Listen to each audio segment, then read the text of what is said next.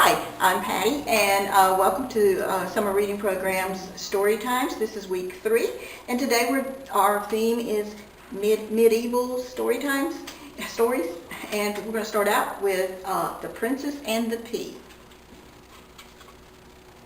Once upon a time, in a faraway kingdom, there lived a lonely prince who wanted to fall in love. His parents, the king and queen, insisted that he marry a princess.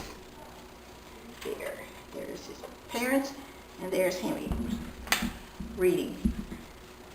One day, the prince packed up his things to go on a journey. I traveled the world far and wide in search of a princess to fall in love with, he announced to his parents. The prince climbed tall mountains and crossed wide oceans and ventured through dark forests, visiting many kingdoms along the way.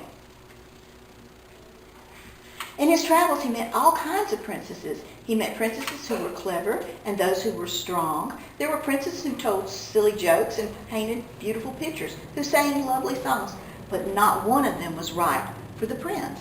It seemed the prince would never find his perfect match. Disappointed, he decided to return home.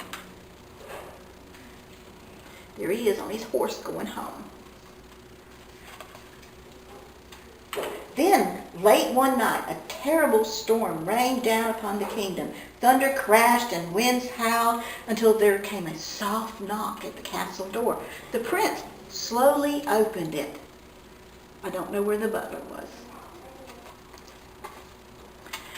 And who should be standing there but a princess? The poor girl was soaked from head to toe. Her beautiful clothes were muddy and torn. The prince thought he'd met every princess in the whole wide world, but he'd never seen this young lady before. She insisted, though, she was a real princess. She doesn't look like much of one all wet like that, does she? But he believed her. The prince woke the whole castle at once. Servants brought the princess fresh clothes and food. The king and queen came down to meet her. The prince told them all her story. I'm returning home from the long journey, she explained. She traveled often and loved exploring new lands, but this time she had got stuck in that storm. They're all trying to help her get warm and feed her. As the princess spoke, the prince realized that they had sailed the same oceans and explored the same forests. The prince and the princess traded tales about their adventures. The more they talked, the more they felt the spark of true love. But the queen wasn't so sure. What if this girl was just trying to pretend to be a princess in order to marry her son?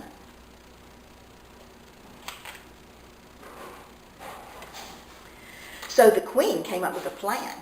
She told her servants to gather all the mattresses and feather beds in the castle. She stacked the mattresses and the feather beds as high as they would go. She stuck a teeny tiny little pea under the bottom one. If the girl could fill that teeny tiny little pea, she would prove herself to be a real princess. Got a lot of them, don't they?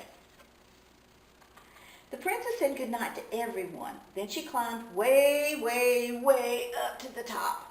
The princess tried to fall asleep, but something was bothering her all night long. She tossed, and she turned, and she tossed. Even all those soft mattresses and feather beds, she just couldn't get comfortable. There was something bothering her. As the sun began to rise the next day, the princess climbed down from the bed. She was more tired than ever. When she arrived for breakfast, the queen said, "How did you sleep?" "I barely slept at all," she said. There must have been something under the mattress. It was just awful." The prince was overjoyed, and when the princess learned why, so was he. The prince and the princess were married, and they lived happily ever after, traveling the world and creating new adventures together. I hope they didn't go the whole world on that horse, but whatever. Bet they had other means of going. The end of The Princess and the Pea. And I have one more story for you. We're going to read Pete the Cat, Sir Pete the Brave.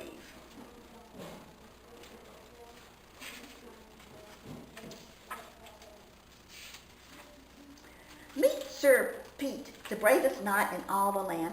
Sir Pete rides a horse and he climbs towers. At dinner, Sir Pete listens to Lady Callie play the harp. Lady Callie is awesome. Bravo, Sir Pete yells at the end of each song. He claps louder than anyone else. I think he's a fan.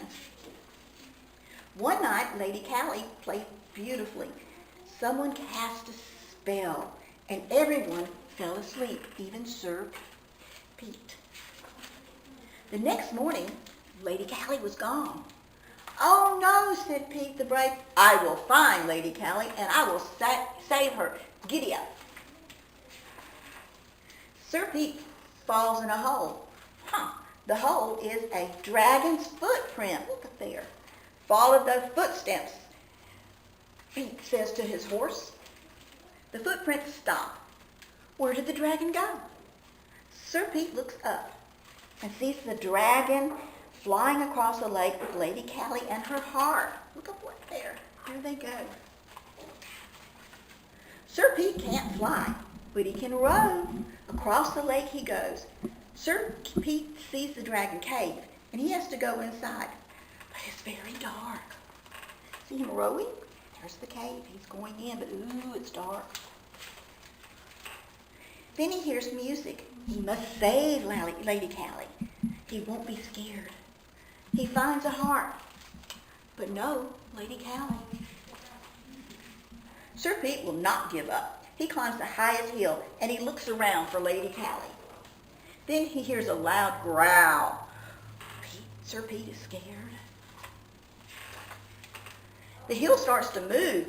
Sir Pete is on the dragon's back. Oh my goodness, look at there. Oh, he's afraid he's going to become a marshmallow burnt thing. Sir Pete knows what to do. He slides down, down, down the dragon's back. The dragon sees Pete and roars. Sir Pete, says Lady Callie, I will save you. Save me, said Sir Pete, but I came to save you. Sir Pete and Lady Callie start to argue, and the dragon starts to cry. I just wanted to sing along, the dragon sobs. I don't want to hurt anybody. I have an idea, says Sir Pete. Will you give us a lift?